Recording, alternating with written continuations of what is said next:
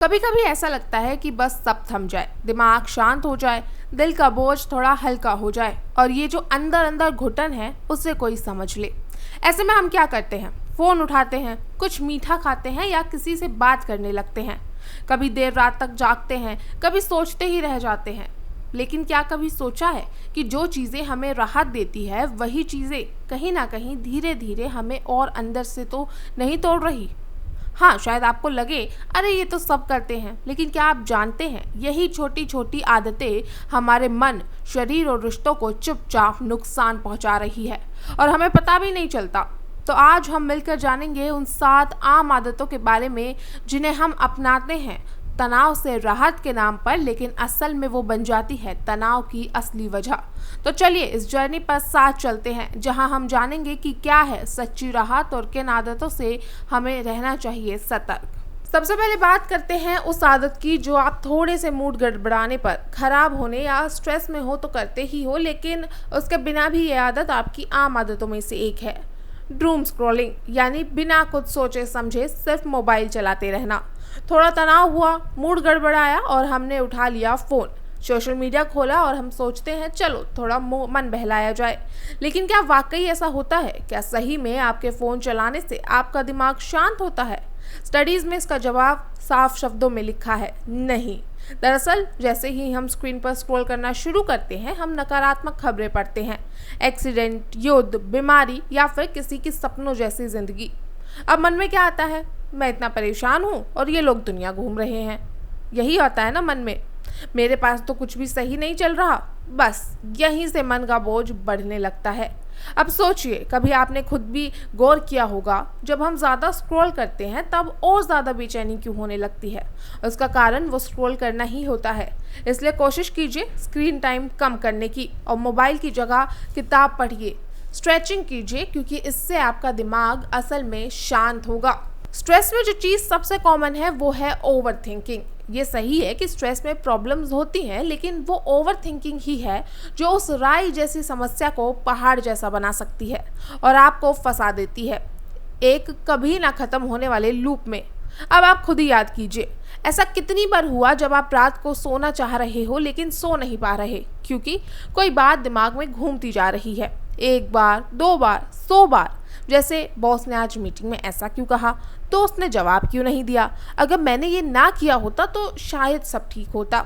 और यही है ओवर थिंकिंग, हर बात को इतना सोचना कि वो छोटी सी बात बड़ी हो जाए। इससे ना तो समस्या का हल मिलता, उल्टा हम और उलझ जाते हैं, नींद उड़ जाती है, मन बेचैन रहता है और हम खुद पर ही गुस्सा करने लगते हैं, जिसका नतीजा रहता है एंग्जाइटी और इंसोमेनिया। इसलिए ऐसे हालातों में माइंड प्रैक्टिस कीजिए, जैसे किन्हीं 5 चीज़ों का नाम लेना जो आपको दिख रहा हो या सुन रहा हो, क्योंकि इससे ओवर थिंकिंग की साइकिल ब्रेक होती है। वहीं सबसे बेहतर है इंसान से बात करना जिस पे आप भरोसा करते हो। अब बात करते हैं आपके स्ट्रेस ईटिंग की। थोड़ा मन उदास हुआ तो तुरंत फ्रिज खोल लिया, चॉकलेट, आइसक्रीम, पिज्ज़ा और जो कुछ सामने आया वो खा लिया। हालांकि खाने से थोड़ा अच्छा ज़रूर लगता है, लेकिन सोचो क्यों?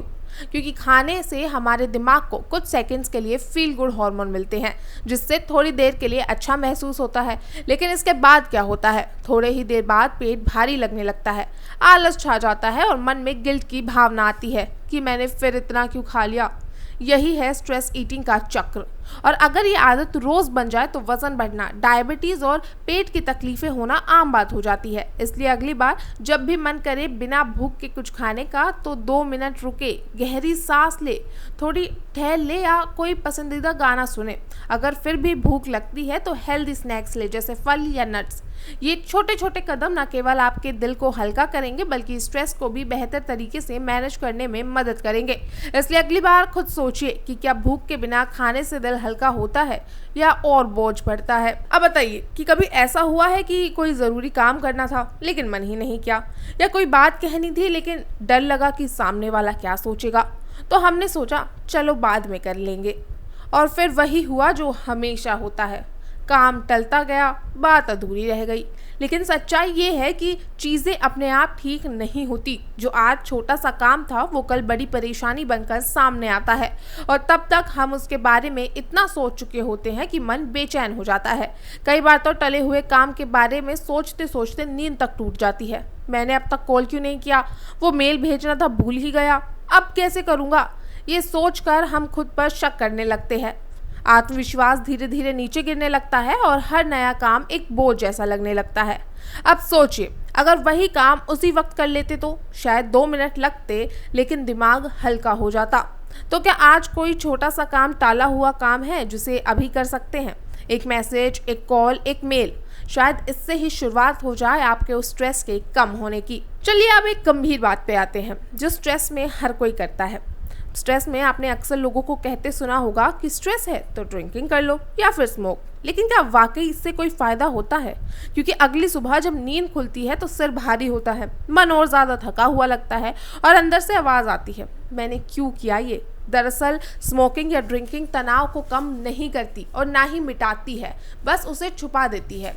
जैसे कि किसी, मान लीजिए, कमरे की गंदी चादर डाल दी जाए, पर वो गंदगी तो अभी भी वही है। धीरे धीरे ये सहारा आदत बन जाती है और फिर आदत लत में बदल जाती है। दिमाग को शांति तभी मिलती है जब नशा हो, और तब शरीर जवाब देने लगता है और तनाव पहले से भी गहरा हो जाता है। असल बात यह है कि तनाव को भूलने का असली तरीका है उसे स्वीकार करना, उससे भागना नहीं बल्कि उससे बात करना, खुद से, किसी अपने से, या ज़रूरत हो तो किसी प्रोफेशनल से। तो अगली बार जब दिल करे कि कुछ पी लूँ, ज़रा एक पल रुककर खुद से पूछिए, क्या मैं इस दर्द को दबा रहा हूँ या समझने की कोशिश कर रहा हूँ? क्योंकि सच्ची राहत नशे में नहीं, समझदारी में है, साथ में है और अपने आप से ईमानदारी में है। इन सब के अलावा हम स्ट्रेस या परेशान होते हैं तो मन करता है किसी से बात करें, किसी को बताए कि क्या बीत रही है, और ये बहुत स्वाभाविक भी है। यार बहुत टेंशन में हूँ, उसने ऐसा कैसे कर दिया, अब क्या होगा। ऐसे जुमले हम हमारे दोस्तों को, परिवारों को हर दिन देते हैं जब हम स्ट्रेस में होते हैं।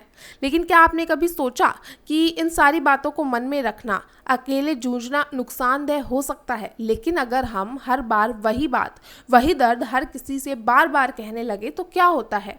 क्या कोई हल निकलता है? तो जवाब अधिकतर नहीं, बल्कि होता क्या है, उल्टा उस दर्द को हम फिर से जीने लगते हैं बार बार। मन हल्का होने की बजाय और बाहरी लगने लगता है। इसके साथ जो हमारे अपने हैं, जो हमारी फिक्र करते हैं, वो भी थकने लगते हैं। वो चाहते हैं कि हम ठीक हो जाए, लेकिन बार बार वही तकलीफ सुनना उन्हें भी असहाय महसूस करा सकता है। और तब हम सोचते हैं, क्या मैंने अपनी भावनाएं ज़्यादा फैला दी? तो सवाल ये नहीं है कि बात करनी चाहिए या नहीं, सवाल ये है कि कब, कितना और किससे। क्या आपसे बात करने के बाद समाधान के लिए कोई कदम बढ़ा, या सिर्फ वही गुस्सा और दुख दोबारा ताज़ा हो गया? कभी कभी ज़रूरी होता है कि बात करने के साथ साथ सुनना भी, रुकना भी और खुद से सवाल करना भी कि अब अगला कदम क्या होगा। तो वहीं स्ट्रेस और परेशानी में सबसे बड़ी समस्या, रात को सुकून नहीं मिलता। आपने भी कभी ना कभी ये महसूस किया ही होगा। जैसे ही बिस्तर पर लेटते हैं, दिमाग में विचारों की रेलगाड़ी चलने लगती है। दिन भर की बातें, अधूरे काम, अनकही बातें, और फिर करवटें बदलते हुए आधी रात का बीत जाना। मोबाइल या टीवी साथ में हो तो और देर तक जागते रहते हैं। सुबह उठते हैं तो लगता है जैसे सो ही नहीं थे। फिर पूरा दिन थकावट, चिड़चिड़ापन और मन में एक अजीब सी बेचैनी बनी रहती है। दरअसल नींद ही वो पहला संकेत है जहां स्ट्रेस सबसे जल्दी दस्तक देता है। नींद पूरी ना होना तो दिमाग सही से नहीं सोच पाता, ना शरीर ऊर्जा दे पाता, इम्यून सिस्टम कमज़ोर पड़ता है, मूड बिगड़ने लगता है और हर छोटी बात पर गुस्सा या उदासी आने लगती है। ऐसे में सबसे ज़रूरी है नींद को प्राथमिकता देना। दिन भर कितना भी व्यस्त रहे, रात को खुद को एक शांत नींद के लिए तैयार करें। सोने से आधा घंटा पहले स्क्रीन से दूरी बनाएं, मोबाइल बंद करें, उसकी जगह कोई हल्की किताब पढ़े, धीमा म्यूजिक सुने या कुछ गहरी सांसें ले। क्योंकि तनाव के बीच एक गहरी नींद इलाज नहीं तो कम से कम राहत ज़रूर होती है। तो आज रात कोशिश करें अपने लिए एक सुकून भरी नींद की शुरुआत करने की।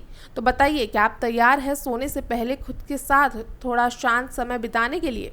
तो अब सवाल उठता है कि सही रास्ता क्या है, क्योंकि अब जब हमें ये समझ आ गया है कि किन आदतों से तनाव और गहराता है, जैसे बिना भूख के खाना, हर किसी से बार बार अपनी परेशानी शेयर करना, देर रात तक जागते रहना या नशे का सहारा लेना, तो अगला कदम यही होना चाहिए कि उसकी जगह क्या करें। तो सबसे पहला कदम होना चाहिए डिजिटल ब्रेक। दिन में कम से कम 1-2 घंटे ऐसा समय रखें जब मोबाइल, लैपटॉप या टीवी से दूरी हो। उस वक्त को आप खुद के साथ बिताएं, सुकून से। जो मन में है उसे लिखें। बात हर किसी से कहने की ज़रूरत नहीं, कभी कभी कागज़ ही सबसे अच्छा दोस्त होता है। जो दिल में है उसे उतार दीजिए, लिखने से मन हल्का होता है और क्लैरिटी मिलती है। तो वहीं थोड़ी देर टहले, क्योंकि एक छोटी सी वॉक पार्क में या छत पर ही क्यों ना हो, आपके विचारों को धीमा करती है और तनाव को बाहर निकालने में मदद करती है। इसके साथ ही एक्सरसाइज या योगा करें, क्योंकि ये सिर्फ शरीर के लिए ही नहीं बल्कि दिमाग के लिए भी एक टॉनिक है। 15 से 20 मिनट का हल्का योग, स्ट्रेचिंग भी आपके मूड को बदल सकता है। सोने का तय समय बनाएं। नींद की कोई ऑप्शनल चीज़ नहीं है, ये आपकी मानसिक स्थिरता की रीढ़ है। हर दिन एक ही समय पर सोने और उठने की आदत बनाएं। खुद से बात करें। दिन में एक बार रुककर खुद से पूछें, मैं कैसा महसूस कर रहा हूँ। इस छोटे से सवाल में बहुत बड़ी ताकत छुपी है। जब आप खुद से जुड़ेंगे तभी बाहर की दुनिया से बेहतर तरीके से निपट पाएंगे। तो अब आप सोचिए, क्या वो आदतें जो आपको राहत का एहसास देती है वो वाकई आपको हल्का कर देती है, या चुपचाप आपके भीतर एक और बोझ जोड़ देती है। तनाव कोई बीमारी नहीं है, ये एक संकेत है कि कुछ बदलने की ज़रूरत है। और बदलाव कोई बहुत बड़ा कदम नहीं होता, वो छोटे छोटे फैसलों से शुरू होता है, जैसे नींद को समय देना, मोबाइल से थोड़ी दूरी बनाना, खुद से बात करना और सबसे ज़रूरी खुद को समझना और अपनाना। आप अकेले नहीं हैं, हर इंसान कभी ना कभी इन आदतों से उलझता है। पर फर्क तब पड़ता है जब आप रुककर खुद से पूछते हैं, क्या मैं ठीक हूँ, क्या मुझे कुछ बदलना चाहिए। और हाँ, आप बदल सकते हैं, आप खुद को बेहतर बना सकते हैं। और सबसे बड़ी बात, आप उस सुकून और संतुलन के पूरी तरह हकदार हैं। आज नहीं तो कल, पर इस सफ़र की शुरुआत ज़रूर करें, क्योंकि राहत बाहर नहीं आपके मन के अंदर ही छुपी है।